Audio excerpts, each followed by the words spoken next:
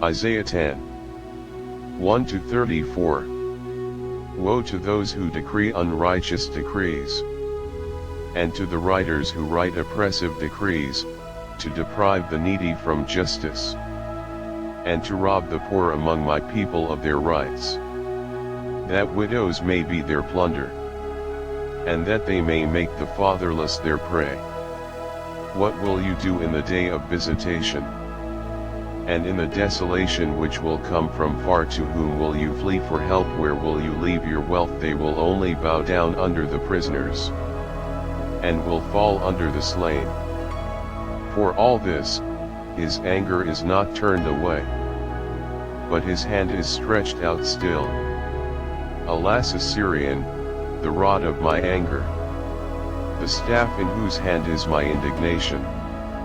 I will send him against a profane nation, and against the people who anger me I will give him a command, to take the plunder, and to take the prey, and to tread them down like the mire of the streets. However, he doesn't mean so, neither does his heart think so, but it is in his heart to destroy, and to cut off not a few nations.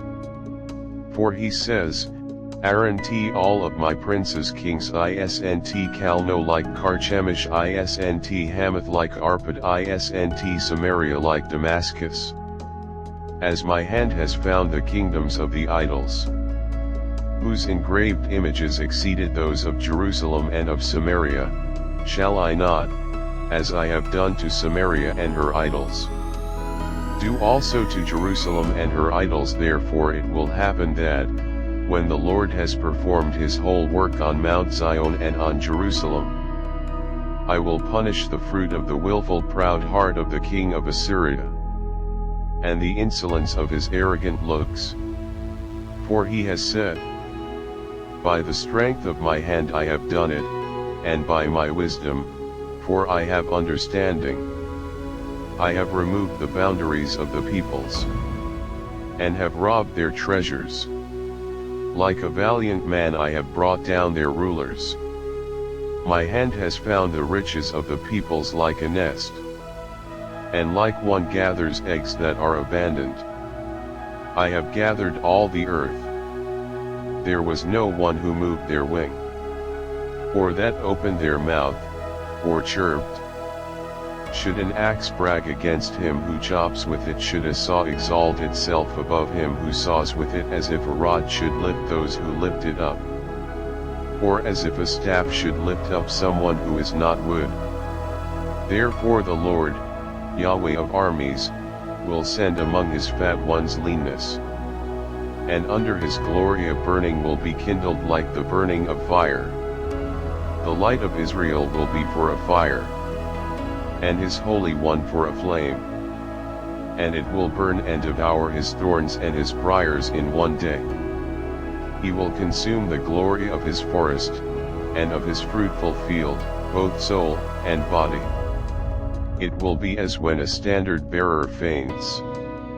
The remnant of the trees of his forest shall be few, so that a child could write their number. It will come to pass in that day that the remnant of Israel, and those who have escaped from the house of Jacob, will no more again lean on him who struck them, but shall lean on Yahweh, the Holy One of Israel, in truth. A remnant will return, even the remnant of Jacob, to the mighty God. For though your people, Israel, are as the sand of the sea, only a remnant of them will return. A destruction is determined, overflowing with righteousness. For the Lord, Yahweh of armies, will make a full end, and that determined, in the middle of all the earth. Therefore the Lord, Yahweh of armies, says, my people who dwell in Zion, don't be afraid of the Assyrian. Though he strike you with the rod, and lift up his staff against you, as Egypt did. For yet a very little while, and the indignation against you will be accomplished. and my anger will be directed to his destruction. Yahweh of armies will stir up a scourge against him, as in the slaughter of Midian at the rock of Oreb. His rod will be over the sea, and he will lift it up like he did against Egypt. It will happen in that day that his burden will depart from off your shoulder, and his yoke from off your neck. And the yoke shall be destroyed because of the anointing oil. He has come to Aioth. He has passed through Migron. At Michmash he stores his baggage. They have gone over the pass.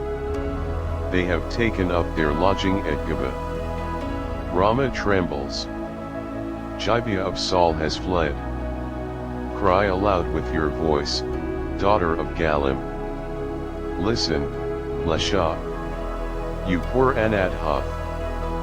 Madmenah is a fugitive. The inhabitants of Gebim flee for safety. This very day he will halt at Nob.